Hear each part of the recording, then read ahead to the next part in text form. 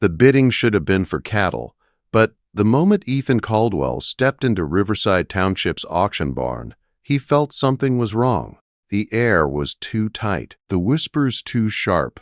Men weren't sizing up livestock. They were circling something darker, something human. A gust of autumn wind pushed through the open doors, carrying the smell of rain as Ethan adjusted his worn hat. He had only come to town for breeding stock and supplies, nothing more. After 3 quiet years alone on his ranch following his wife Catherine's death, he kept to himself and rarely spoke unless he had to. But today, fate pulled him someplace he didn't expect, and that was when he saw it. A second auction block. A crowd gathered around it in a strange hush, and on that platform stood a bruised young woman, barely in her mid-20s, her auburn hair pulled back tight, her arms marked with the ugly truth of someone else's violence. She wasn't trembling. She wasn't crying. She stood tall, with a dignity that did not match the chains around her fate. Beside her stood Harold Blackwood, a man known across the county for 2 things, money and cruelty. His mining ventures made him powerful, but his temper made him feared, and his wife Sarah carried the evidence of both. Ethan's stomach tightened. The auctioneer cleared his throat, sweat shining on his brow. Due to unpaid debts, were settling obligations through a special proceeding. But every man in the room knew exactly what he meant.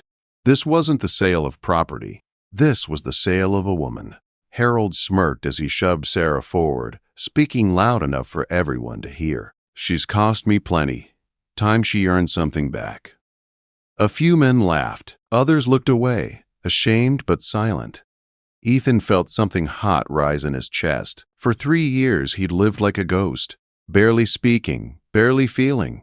But now, watching this woman keep her head high while strangers tossed numbers on her life, something inside him shifted. Catherine would have stepped forward. Catherine would have protected her. And Ethan could almost feel his late wife's hand pressed between his shoulder blades, urging him toward the platform. Bids started low, $100, then $125. The men bidding were ones Ethan knew too well. Marcus Steele, cruel as a branding iron, and Vincent Murdoch, a saloon owner whose girls rarely survived a full year. Every number they shouted felt like another stone dropped on Sarah's chest. 175, 200, 250. Sarah's chin wavered for the first time. Her green eyes flickered with fear before she forced them hard again. She was fighting to remain standing, fighting not to break. And Ethan, who hadn't fought for anything since Catherine died, felt his pulse hammering. Then Marcus Steele shouted, 250, and I'll get my money's worth. The crowd laughed again. Sarah paled, and Ethan stepped forward. 500. The entire barn went silent. Heads snapped toward him. Even Harold blinked in surprise, then narrowed his eyes. Ethan Caldwell, the quiet widower who lived hidden in the foothills, had just doubled the highest bid without hesitation. Harold stalked toward him. "You sure you know what you're buying, Caldwell?" "I'm buying her freedom from you," Ethan said calmly. A ripple went through the crowd. Harold's face twisted. "She's my wife. My property. You think you can steal what's mine?" Ethan didn't raise his voice. He didn't need to. "I think the law disagrees." The auctioneer barely let another breath pass. "Sold to Mr. Caldwell for $500. Harold cursed loudly, but the law was the law. Papers were signed, debts transferred, and just like that, Sarah Blackwood was no longer under Harold's hand. But that didn't mean she was safe. Ethan approached her slowly, removing his hat out of respect. Up close, he saw the bruises more clearly, the scars half hidden beneath her sleeves, and the haunted way she kept her shoulders pulled inward. "Mrs. Blackwood," he said gently, "my name is Ethan Caldwell. You'll be coming with me, and I promise you'll be safe." Her eyes lifted to his. For a moment, she searched his face like someone testing the ground before taking a step. "Thank you," she whispered. "Do you?" It was the first soft thing her voice had been allowed in years. Before she could say more, Harold pushed between them. "Now hold on. She's still my wife. I still got rights. Ethan's hand slipped toward his revolver, slow but intentional. Choose your next words carefully. Harold saw death in Ethan's eyes, real death, and the coward in him backed down a single step. But his voice stayed venomous. This ain't over. She'll come back to me one way or another.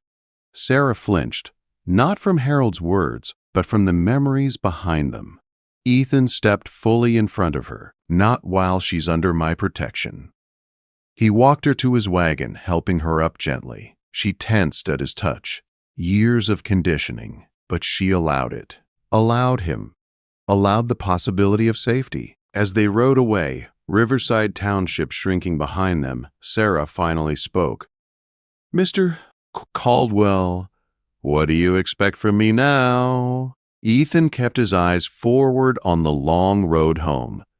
I don't expect anything. I just couldn't stand there and watch. She studied him for a long moment, as if trying to understand a language she'd forgotten. Then maybe, she whispered, this is the first mercy I've known in years. But behind them, far across the town, Harold Blackwood watched through narrowed eyes as the wagon rolled away, and the hatred in him grew dark enough to blot out the sky, because Ethan Caldwell had taken the one thing Harold couldn't bear to lose: control. And Harold would come for it. He would come for her. And when he did, the quiet widower would discover just how far he was willing to go to protect the woman he had bought not to own, but to save. The road leading to the Caldwell Ranch twisted through the foothills, lined with pine trees that whispered with every breath of wind. Sarah sat straight back beside Ethan, hands folded tightly in her lap, trying to understand the stranger who had just changed the course of her life. She had not spoken since leaving Riverside. She didn't know how to speak. Years of Harold's rules had taught her silence. Silence kept the blows away. Silence kept the fears small enough to swallow. But here, beside this quiet widower, she felt silence shift into something different, something uncertain, something almost soft. Ethan guided the wagon with calm steadiness, keeping his voice low and patient. You'll have your own room, he said gently. Your own lock, your own space. No one will touch you. No one will bother you. You'll have safety first. Everything else we can figure out later. Sarah's throat tightened. I haven't had a lock in 3 years. It's long overdue, he replied. They rode in quiet again. But this time, it wasn't the painful quiet she had lived in for years. It was steady, solid, like someone building a bridge brick by brick. The ranch came into view as they reached the crest of a hill. A large stone house stood at the center of the valley, its windows glowing warm against the coming dusk. Barns, corrals, fences, grazing cattle, all arranged in neat lines across rich land. Sarah's eyes softened. It's beautiful. Catherine designed most of it, Ethan said before he caught himself. His voice dipped. My late wife. I'm sorry, Sarah whispered. Ethan nodded once. She deserved more years than she got. As the wagon rolled into the yard, Ethan's foreman Diego Martinez stepped out of the barn. A seasoned man in his 50s with dark hair and kind eyes, Diego took one look at Sarah and understood everything at once. Not the details, just the truth. Someone had hurt her, and someone else had taken her away from it. Diego tipped his hat kindly. Senora. Sarah managed a small nod. Diego, Ethan said, this is Mrs. Blackwood. She'll be staying with us. Sarah winced at the name. Ethan caught it. You can choose another name when you're ready, he added quietly. Sarah's breath shook a little. Relief and fear tangled together. I'd like that, she whispered. Inside the house, Maria Santos, Diego's wife, and the ranch cook hurried forward with warm eyes and a gentle smile. Oh, honey, Maria breathed softly. You come sit. I'll get you tea. Ethan placed a hand on Sarah's shoulder, not touching long enough to frighten her, just enough to guide her toward the kitchen. But Sarah still flinched. I'm sorry, she whispered, stepping back automatically. I'm sorry. I didn't mean. Ethan held up both hands slowly. You never have to apologize for being afraid. Not here. Not ever. Maria nodded firmly. You rest. We take care of you now. Sarah blinked hard. No kindness in the last 3 years had been offered without cost, without a demand afterward. She didn't know how to accept something without waiting for the punishment.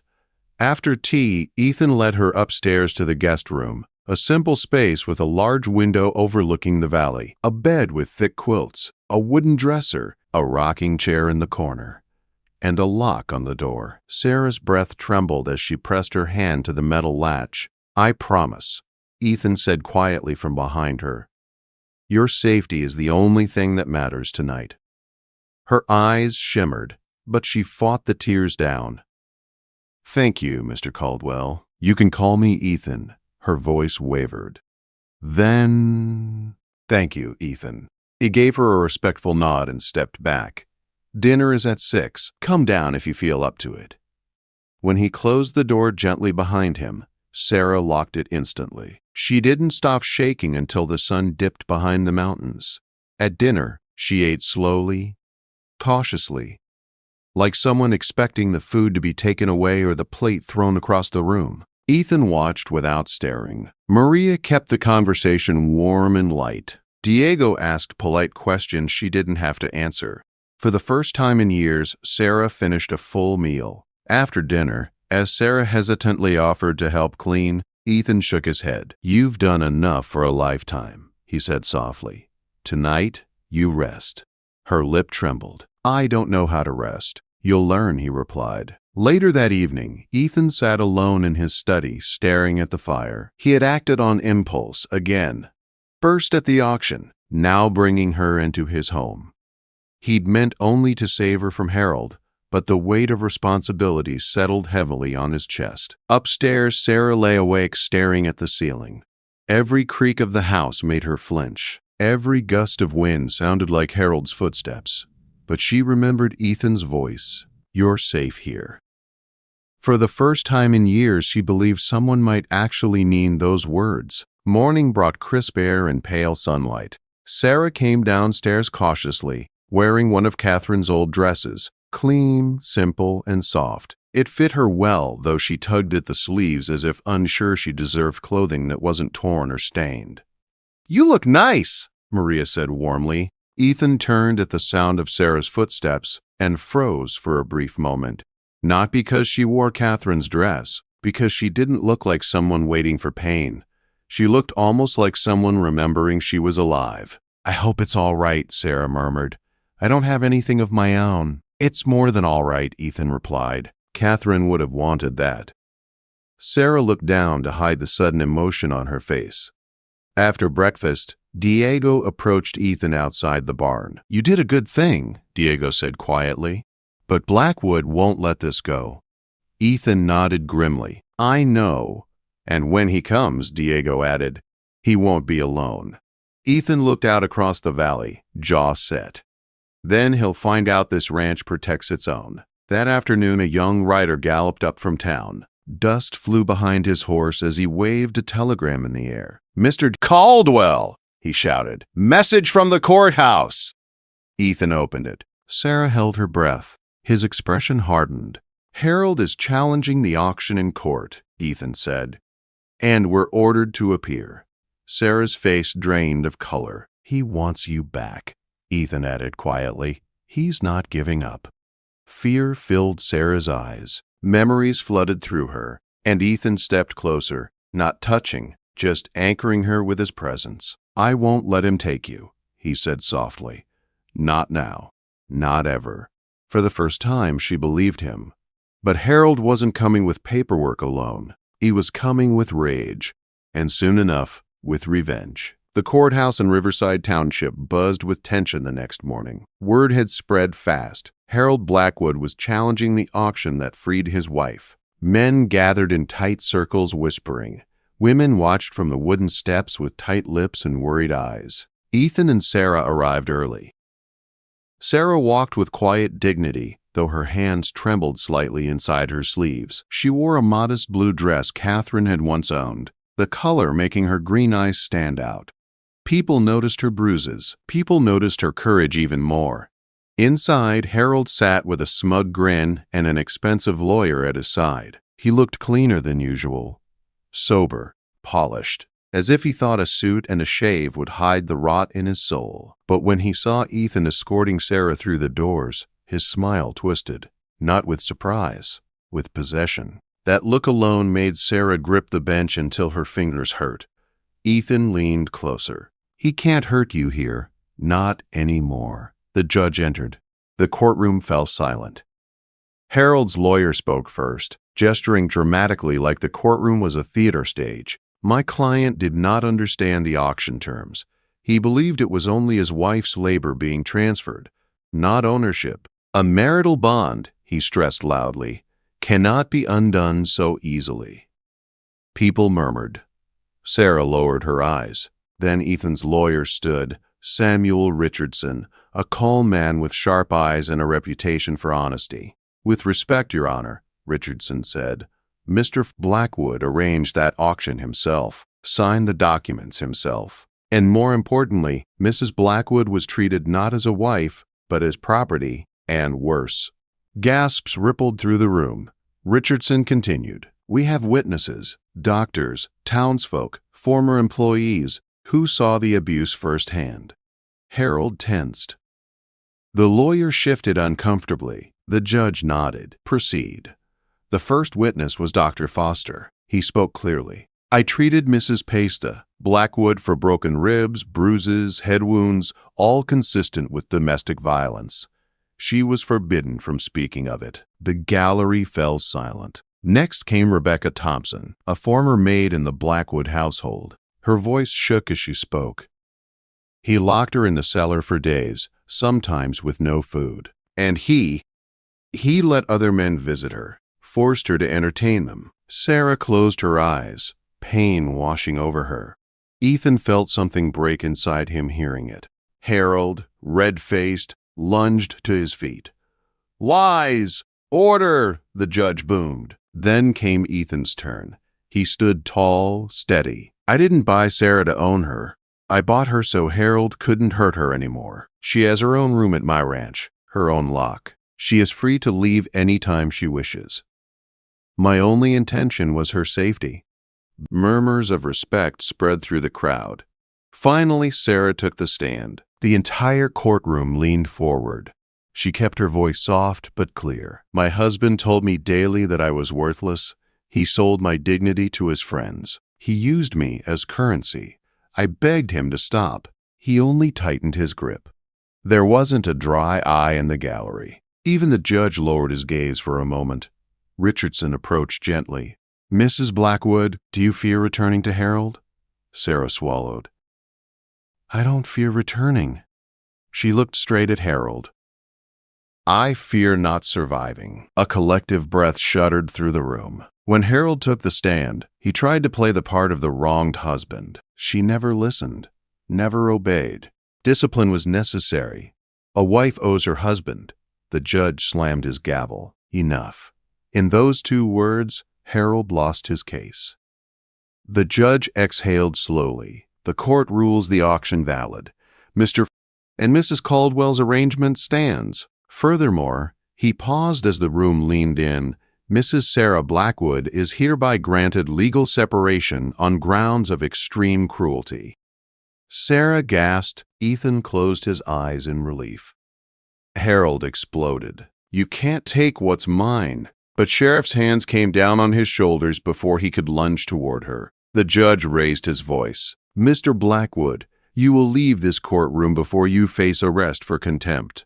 Harold snarled at Sarah. "This isn't over. I'll get you back." Ethan stepped forward, his voice low and deadly. "You won't touch her again." Back at the ranch, life settled into a fragile but hopeful rhythm. Ethan gave Sarah space. Sarah found comfort in daily routines, helping in the kitchen, tending the garden, reading Catherine's old books. Slowly, she began to smile again. The ranch hands adored her. The horses trusted her. And Ethan found his heart waking up each time she walked into a room. But danger wasn't gone. A week later, Jimmy Patterson, one of Ethan's hands, rode hard into the yard. "Boss!" he yelled. "3 cattle are dead, poisoned." Ethan's stomach clenched. He didn't need to guess who was behind it. Soon after, The sheriff returned with more news. Store clerk says Harold bought large amounts of arsenic. He's vanished from town. Sarah's breath shook. He's planning something. I know how he thinks. Ethan set his jaw. Then we'll be ready.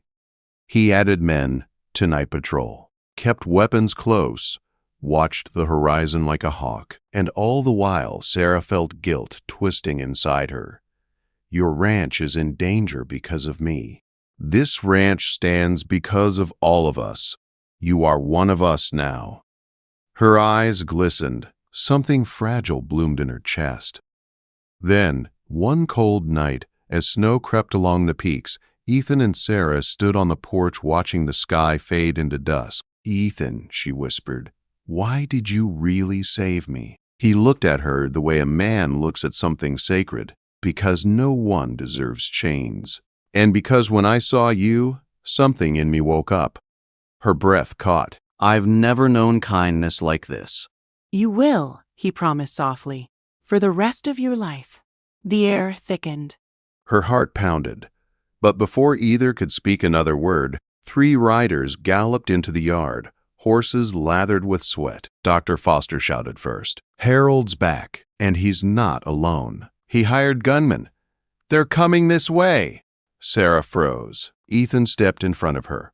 How long do we have? He demanded. An hour at most, Richardson replied. Ethan turned to Sarah. You need to leave. We'll take you to Thunder Canyon. It's safe and hard to reach. No, Sarah whispered. I won't abandon you. You're not abandoning me, he said gently. You're surviving. Her throat tightened. Promise me you'll be careful. He stepped close. Voice low. Promise me we'll finish our conversation when this is over. She nodded, eyes shining.